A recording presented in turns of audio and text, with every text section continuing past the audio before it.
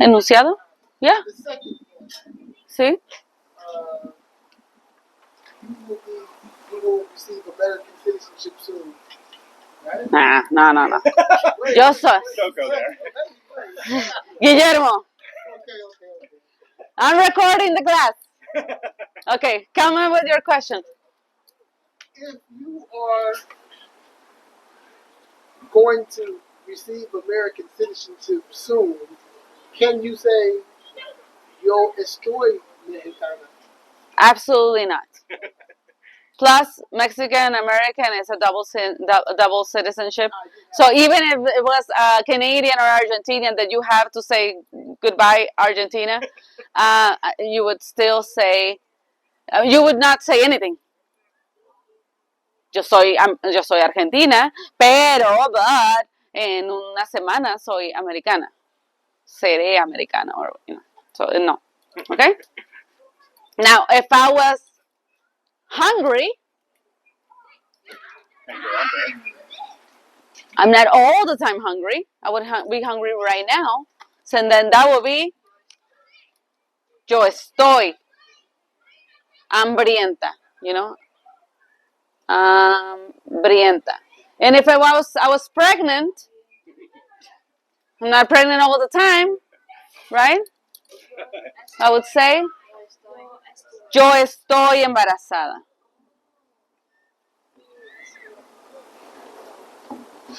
And if I was angry with Oscar, porque no quiere practicar español, because he doesn't want to practice Spanish, what would I say?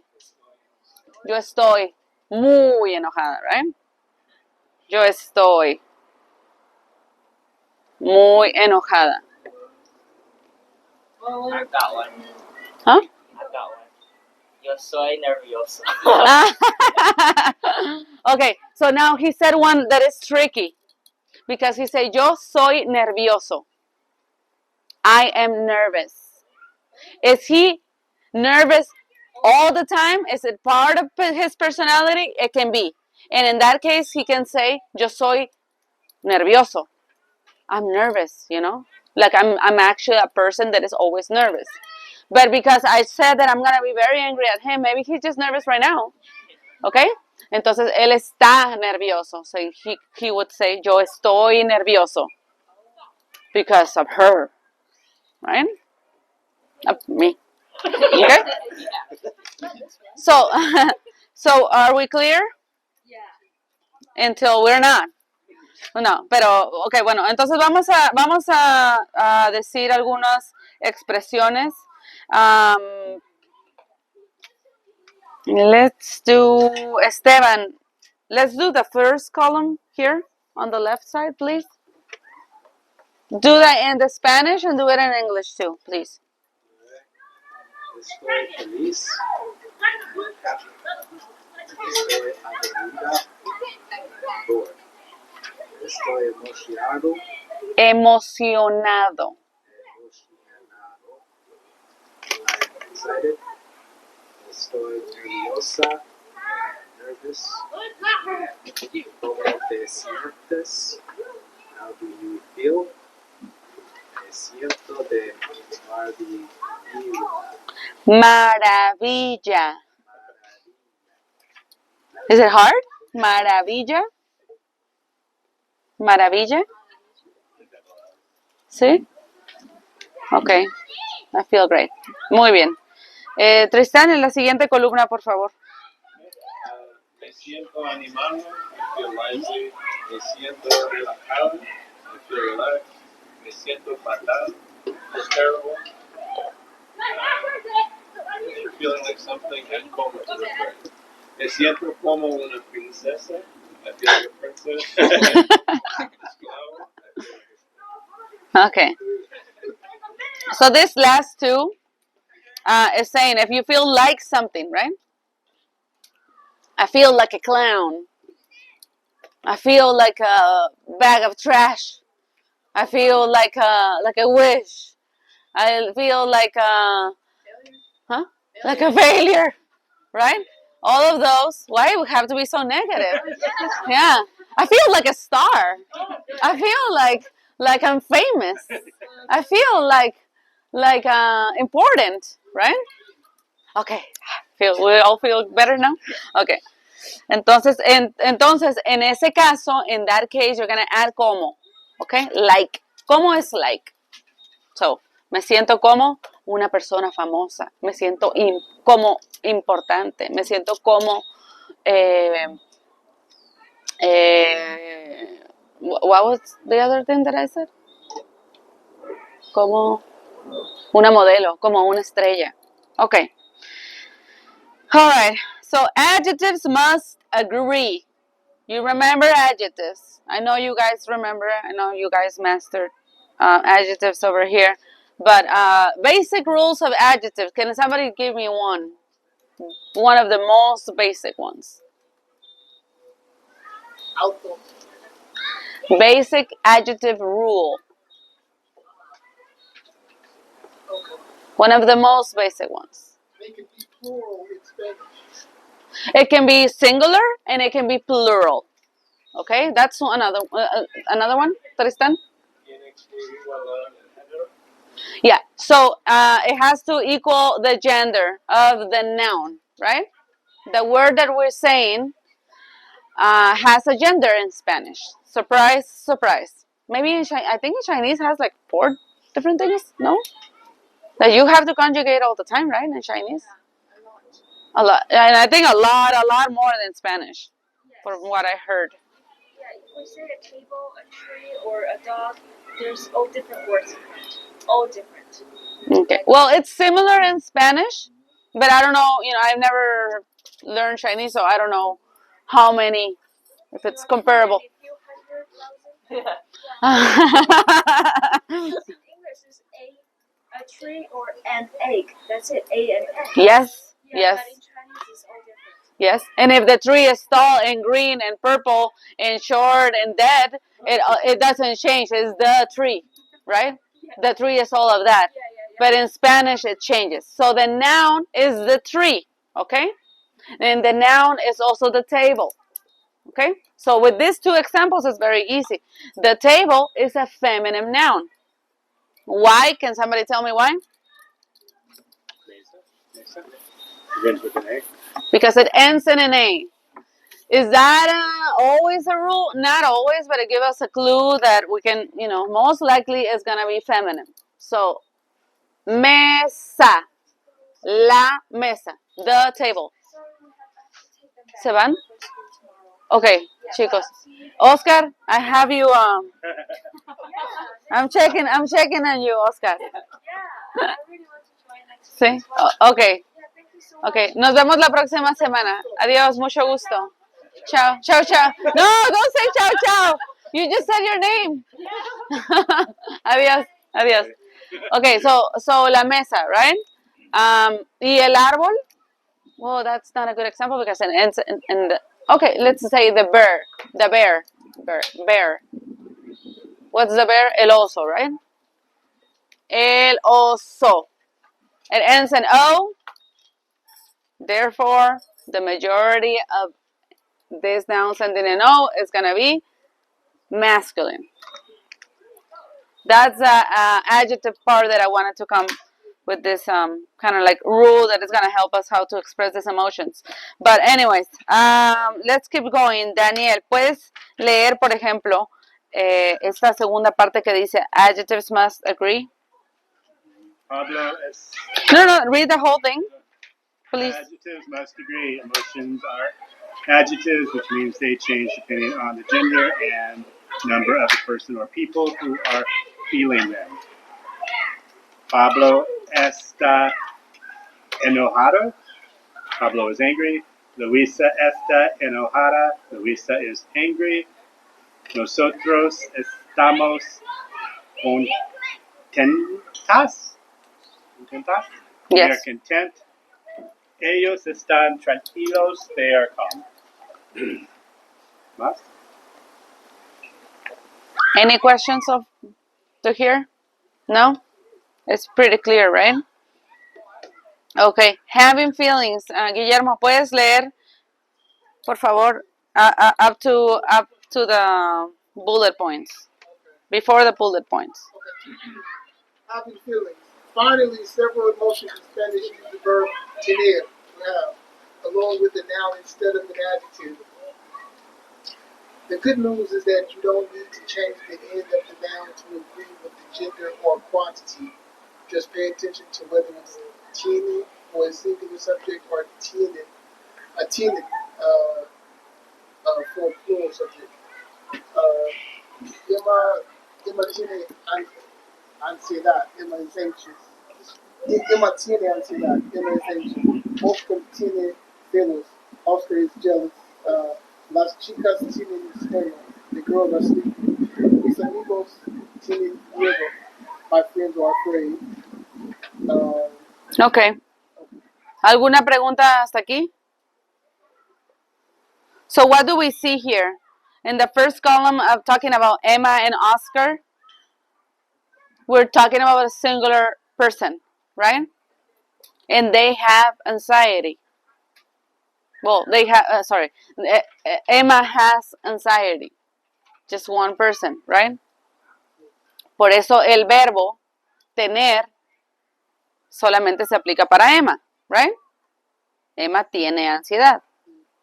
If it was Emma and her sister, what would that be? Emma y su hermana tienen ansiedad. ¿Ok? Y lo mismo de Oscar. Oscar tiene celos. If it was Oscar y toda su familia.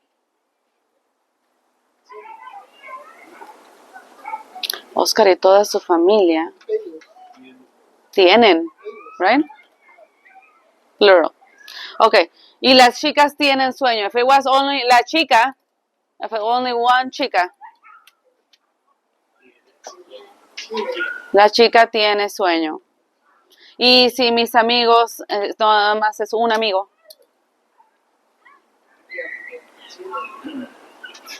Tiene, solamente tengo un amigo. Mi amigo tiene miedo. Okay? So these feelings, ansiedad, celos, sueño, miedo, they don't necessarily follow, like it's not like the adjectives that they have to follow the gender or the count, okay? It's not like in the rule, but let's say they have these chicks, these girls.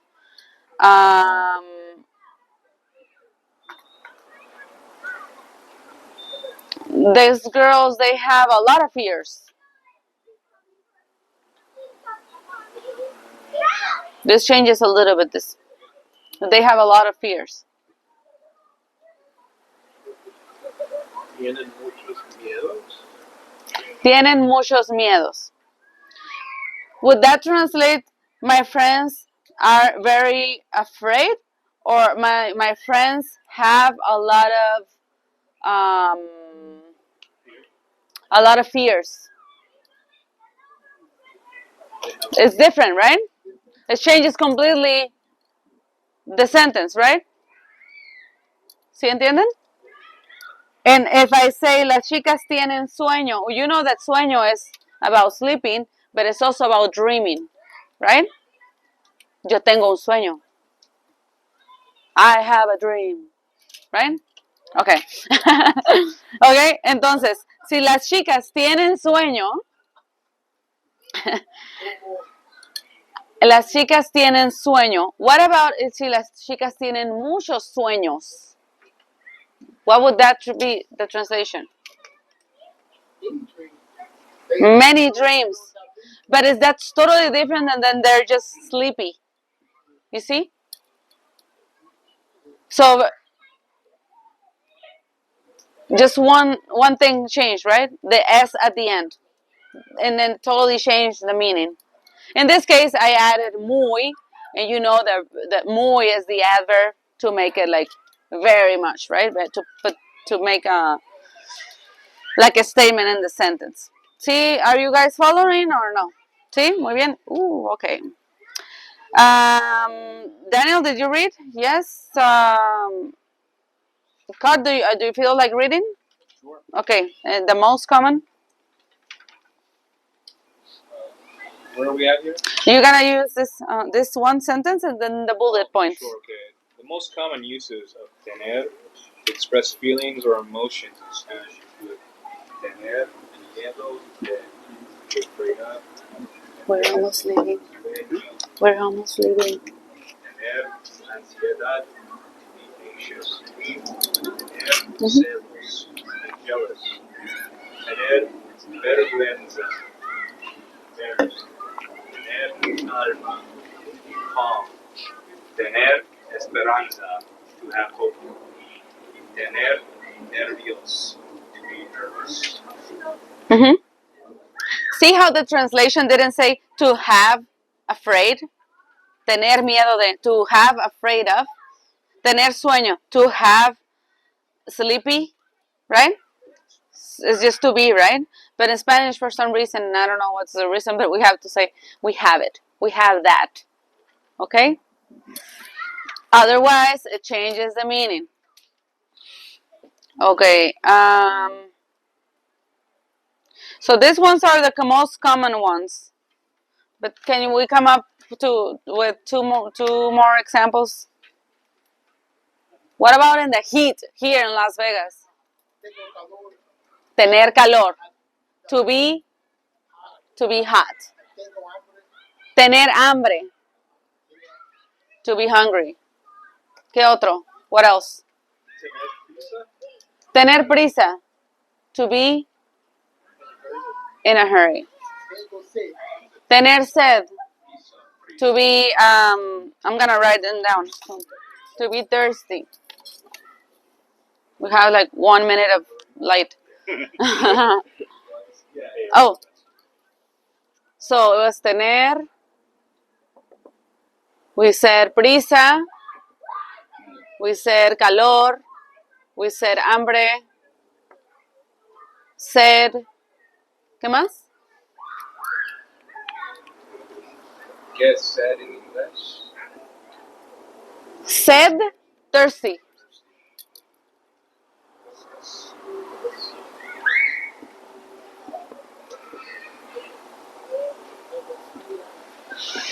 Tener frío. ¿Qué más?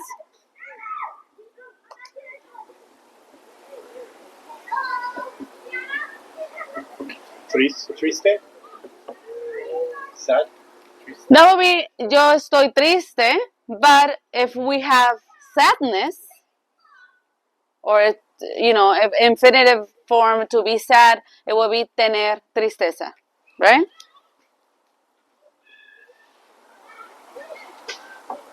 Tristeza. ¿Qué más? Unas cuantas más.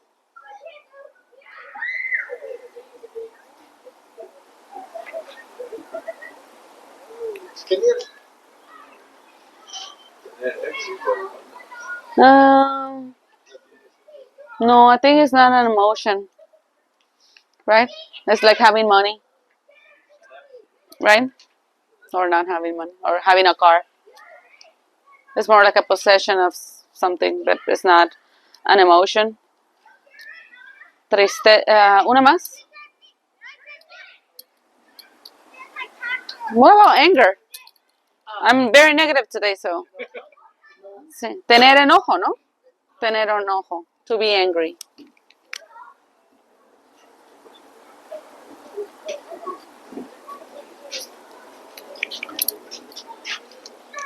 That helps us. No.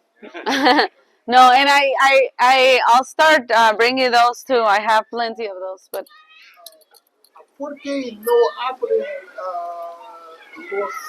los luces? No sé. Very soon, I think, because I remember that it takes a while. It takes like a month or something. Then the time changes. And then the time changes, and we have the bright light. Okay, entonces ya anotaron estos. Do you guys put this on the paper? Okay. El último enunciado. Olvidé tu nombre. I forgot your name. Annie. So is it Annie? Okay. Annie, el último enunciado. Can you read it? The last 3 sentences? The last paragraph? Huh? Feelings in Spanish. Mm-hmm. Feelings are low-key and sustainable, while emotions are intense but temporary. Happiness, worry, love, and depression are feelings. Their corresponding emotions are joy, fear, lust, and sadness. Oh, I remember. So who was here? It was there. We jumped into a big argument in this class. Do you remember, Tristan? Huh? Ray was here, and then because Ray study emotions. No tiene sentido esto, right? That's what she says. That doesn't make sense what this is saying. Like emotions and feelings, sentimientos y emociones, basically were the same thing, right? We were arguing that like maybe one thing is stronger than the other one. You know, one thing is to be sad, then the stronger one would be to be depressed because of that sadness, right? Pero bueno, eso sí, realmente es irrelevante. It's irrelevant for to learn some of these expressions. So next time I ask you, ¿cómo estás? How are you? You can express yourself with an emotion, right? Not just saying like you're good. Maybe you are embarrassed, or maybe you're angry, and then I'm gonna ask you why. So right now, por favor, me puedes decir, Esteban, ¿cómo estás? Try to express an emotion in Spanish. Estoy sueño. No. To be sleepy, right? We use the verb tener. So, yeah. So my question is, ¿cómo estás? But you don't have to answer this time. You don't have to answer estoy. You can just say tengo sueño, right? But if you want to make it even bigger, you can say estoy enojado porque tengo sueño. You know, if you really, really want to push it, to use the estar, but you don't have to. So, Tristan, ¿cómo estás? Estoy ansioso. ¿Por qué? No sé. Estoy tratando de pensar en una palabra y no puedo. Okay, estoy ansioso.